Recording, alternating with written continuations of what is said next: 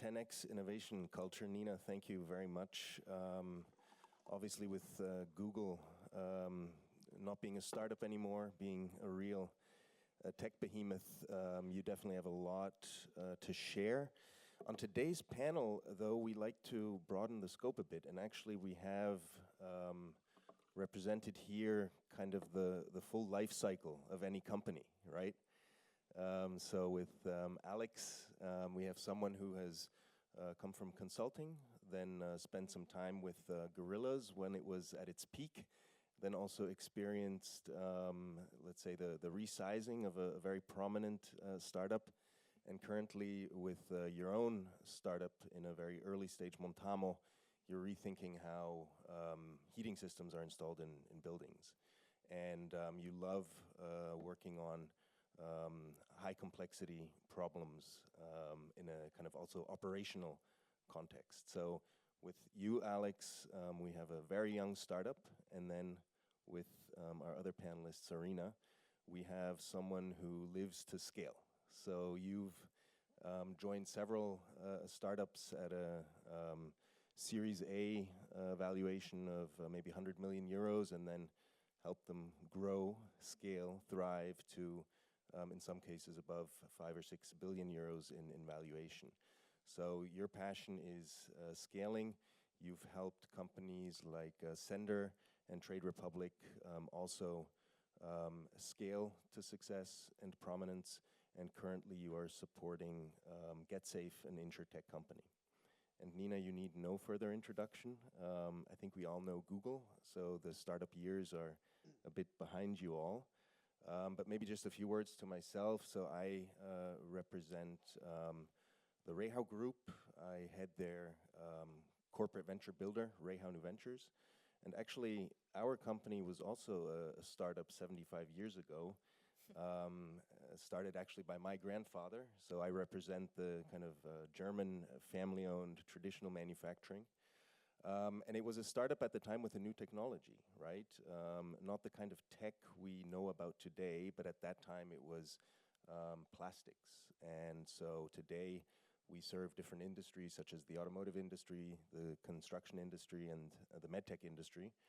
And of course face our own challenges when it comes to innovation, having been around for a while and dealing in mature industries. I'd like to start with Alex. Basically, right now you are in the phase of, let's say, from 0 to 1. But tell us maybe, you spend a lot of time in basements. So what does that have to do with innovation? Thanks for the introduction. I hope I don't spend too much time in the basement, because it's also very important to steer a company. Very quickly about Montamo, we are, as Niels saying, we are redefining the way that how to install heat pumps, how to really transform an industry that's not really seen any innovation for the past 30 years on the construction side, on the classic German Handwerk. And I think when you think about innovation in this space, and when you start hiring your team, when you go from 0 to 1, and you think about characteristics that you look in the people that you hire, for me it's most about hiring people that actually value ownership and really taking a problem, tackling it, and bringing it across the finish line. Because I think innovation is such a broad word, and you can have a lot of strategic sessions on it, and there can be a lot of fancy ideas, but if you can't actually bring that idea into the field and have it work out for the people in your company or for your customers, it doesn't mean anything.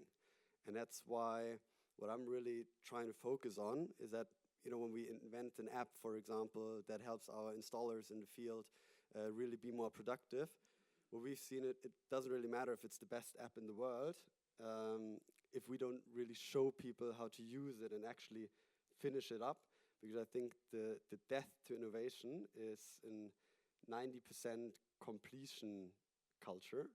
And there's always this whole thing about 80-20 and how you need to move fast, and I agree 100% with it.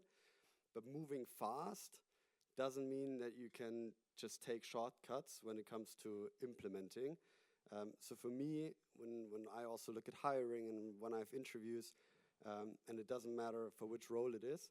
I'm all about getting these people that actually want to take on something and only let it go when it's in the field. It doesn't have to be perfect. It can be very quick. It can be dirty, but it needs to be used by people so you can actually then continue the innovation rather than doing 100 things 80% and never finishing anything. So I think what you're also saying is that it really comes down to working with your customer, working with your user, getting traction there, and then also picking up on the feedback. So is innovation something you do in the basement, or is it something you do in the field? And do you have a process where you systematically capture that feedback in order to improve your product? Yes, actually, and I gotta add, for my line of business, innovation also means maybe something else than if you'd be working for Google or a tech company per se, because we're trying to bring tech to people that are not naturally, the most techie people out there. I don't know how many of you, probably all of you, have met classic German Handwerker. They're not known to be the most AI hype people. So not yet, exactly, not yet, I love that. So whenever we develop a new app and we have something that we have ready to share, then it's really about getting a very, very step-by-step process in a very, let's say, easy to understand process where I'm also spending times in the basement, as you said, actually showing people how to use it, how to implement it. And then we have group sessions and meetings with several people to actually get the feedback back from the ground. Because we can only make it better once we know what people are not liking. And I think the biggest threat is that if people don't like your solution or your tech, they're just not using it anymore. And they classify it as shit. And you're not getting anywhere. So you need to actually force the feedback out of the people and also incentivize them on giving feedback. So, Serena, you'll continue to let Alex work on getting traction, getting product market fit. Once that part is done, that's kind of when you step in. But maybe just a few words on what space GetSafe is trying to innovate, just so people understand the context. Yeah, happy to share a bit more. First of all, thank you for the introduction, Niels. And you're right, I'm in the sweet spot between Alex and Nina then, and help companies and empower companies to scale in the end. And yeah, with GetSafe, we are an insurtech, and we want to challenge the insurance industry because we believe it's still extremely intransparent, not flexible, top-down communication. And you already mentioned I was working for Trade Republic before. We were challenging the banking industry and still doing it. And yeah, similar for GetSafe now with the insurance industry. And talking about scalability and scaling cultures, I would love to talk about culture first of all, because this is extremely important for me. Many founders or also people believe culture is happiness. These are values on the wall. This is a people team. Often people functions also call themselves people and culture function. And I think this is not right. I think a culture is a society of a company, and everything what you do is culture in the end, every interaction. You can see a culture of a company in how you prepare meetings and how you hold meetings and how you make decisions, but also how you think about cost management, how you execute. Everything in the end is culture, and this is why Paola also mentioned in the beginning, culture is eating strategy for breakfast. So this is super important to understand. First of all, it's not a happiness topic which is driven by a people function. It's something for the entire company and extremely important for everyone to understand.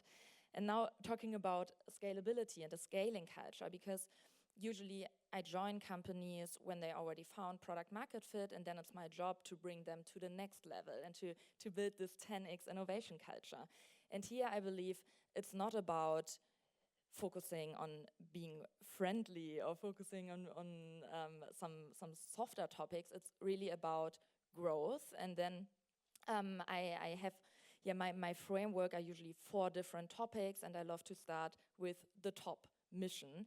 People need to have a clear mission, a clear direction, what have you signed up for? Where's the sweet spot of this company? What do you want to challenge? Where do you position yourself? Are you a challenger? Usually you are a challenger as a scaling company. And then so strategy and mission must be crystal clear for everyone in the company. And then the second point for me is more about talent and organization. When I join companies, I look at the business model, I look at how they operate, and then try to break it down, the business model to the org setup, that in the end they can scale efficiently. And for the companies I was working in, or now Get Safe and Try to Public, but also Zender, we focus on cross-functional teams and domains and the way of working over there. And then, but in general, organizational design and also talent, it's so important to have the right people in the right role.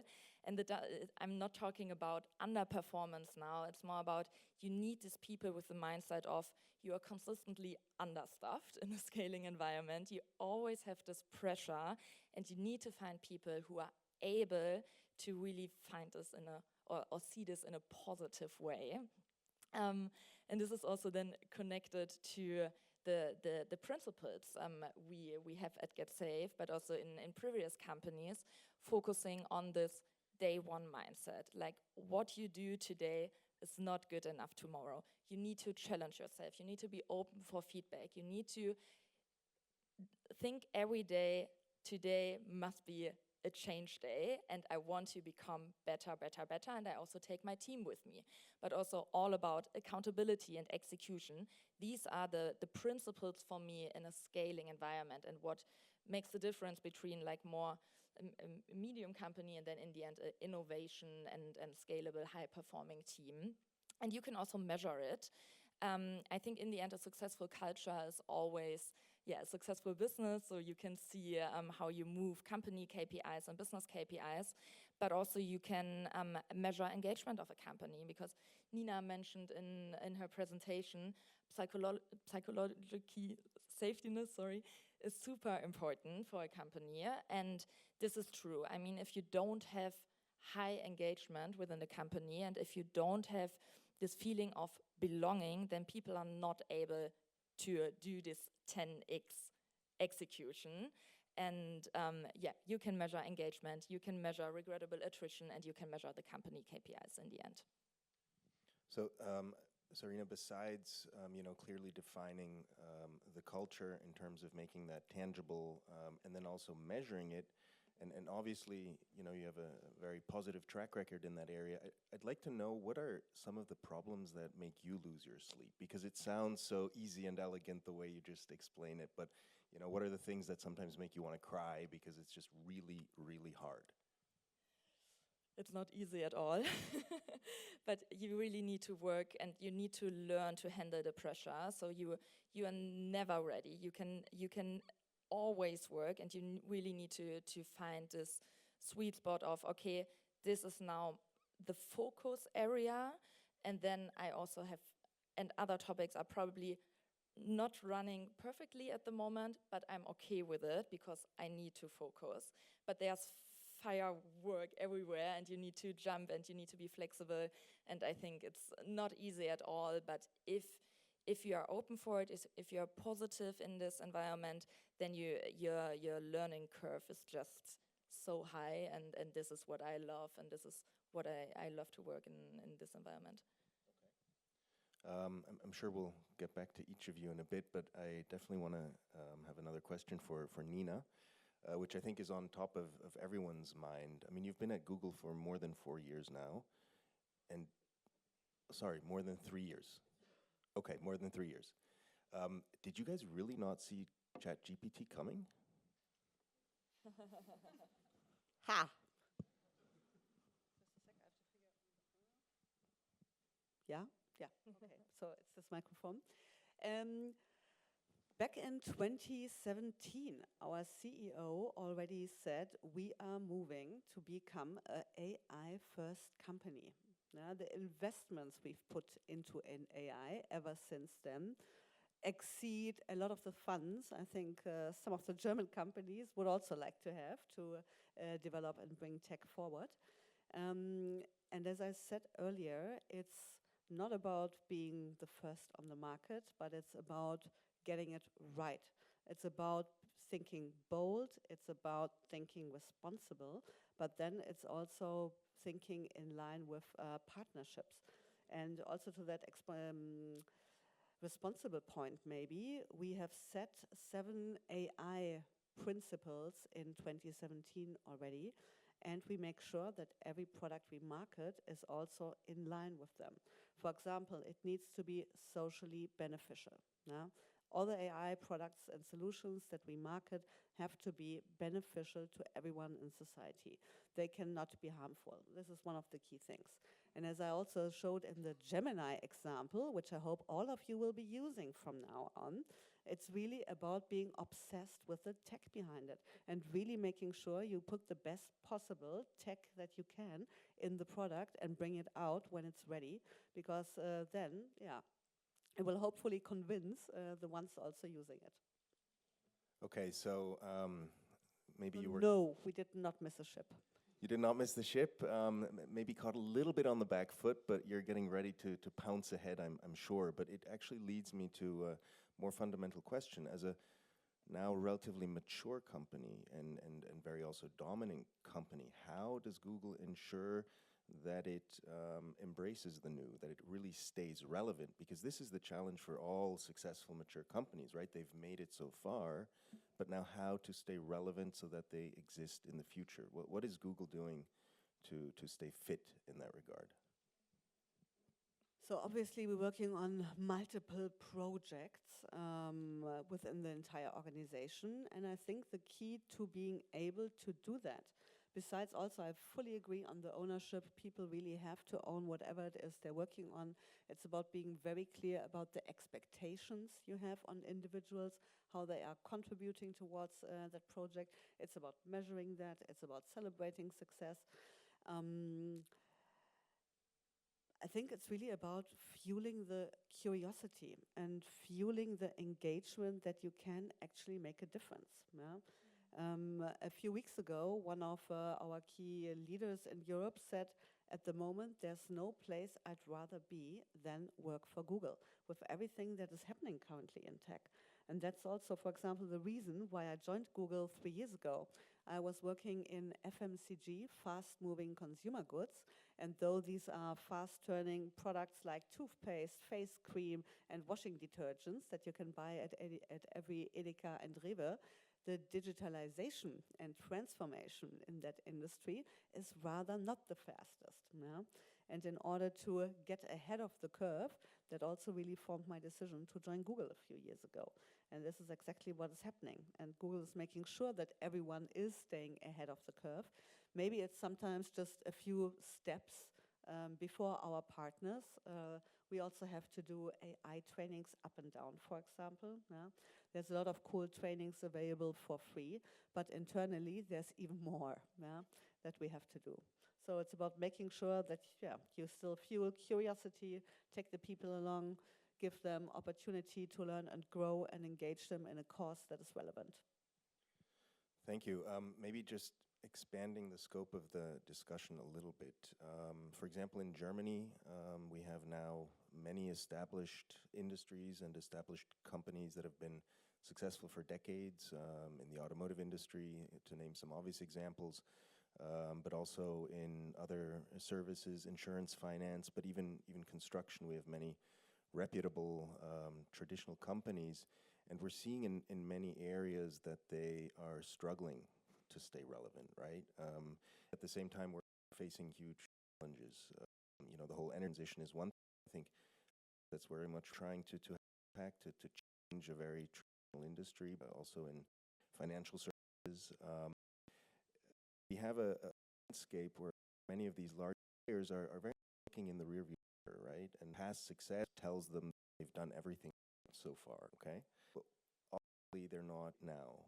Challenges. So based on all of your experience, what would be some of the advice you would give in your boardroom? Needs to happen with a startup, not with a tech company, but in some of the traditional industries. You say, feel free to jump right in. To start, Exactly, because my consulting times, I've spent a lot of time in classic boardrooms of companies, and a lot of these questions came up back then. And I'm from the other side of owning a startup goes from 0 to 1 and have it there.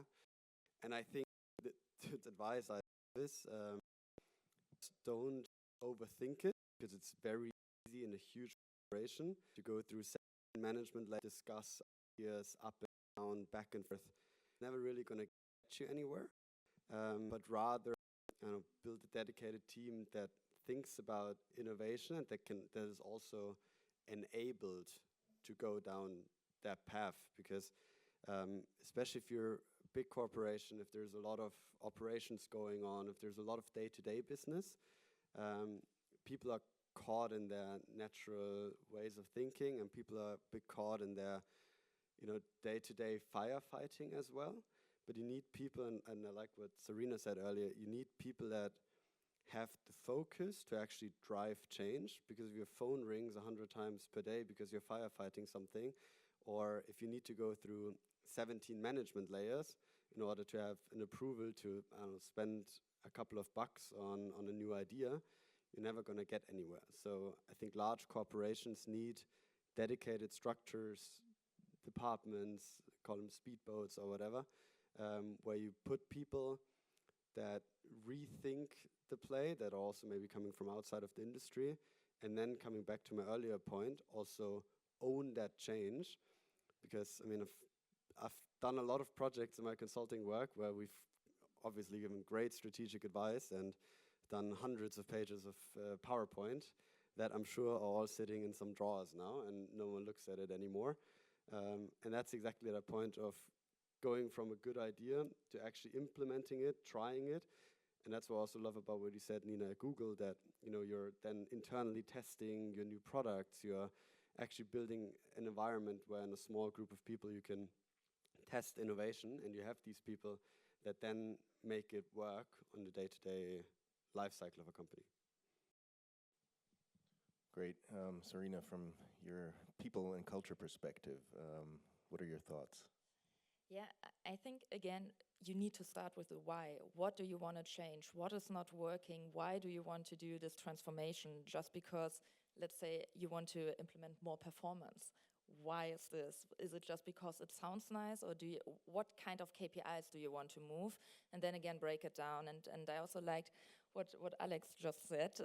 I think in the end, to make it possible, it's not only to get this great consultant team on board, you also need to have, again, the right people in the right role, the right decision makers who are able to own this change and to enable their team and have them the small rocket ship teams. And maybe you can also start with, first of all, alignment on top, but then focus on how we do also reorganizations, for example. We focus on one team and start to reorganize technology, for example, and for doubling down on KPIs there, and then observe it, and then move on to the next topic. So not doing change for all the leaders at once or for the entire company at once, really going through the different entities, for example, in a bigger company, or groups or departments to build your first smaller rocket ships then.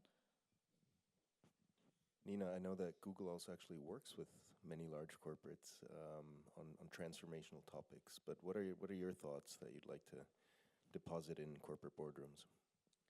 So I think boards are very well aware of the reality around them. They're aware of climate change, they're aware of everything that is happening in technology, so it's not them not knowing it. Yeah? And there's a very nice statement I heard a few days ago from the Chief Technology Officer from the Deutsche Telekom, Claudia Nehmert. She held a very passionate talk about why we have to get from being Chancenrepublik, a German republic of opportunities, to the German republic of execution. Yeah? It's about doing it. It's about getting done. Yeah? And I think this is really what is the hard thing within companies. Often when I talk to various, whether it's board members, whether it's the level below, whether it's even the level below, it's about getting stuff done. I think this is currently the big focus area that I would probably dedicate my time on. I would really consider what is it I want to achieve in 3, 4, 5 years from now. What are the things I have to do now in order to prepare of that? What are the milestones I have to get done? What are the roadblocks? What are the teams I have to get on board? And really see that I progress an agenda and really rally everyone behind making that happen. Getting back to getting stuff done, I think that's a wonderful thought to close today's panel on. Thank you very much. And handing over now to Paula for the next program.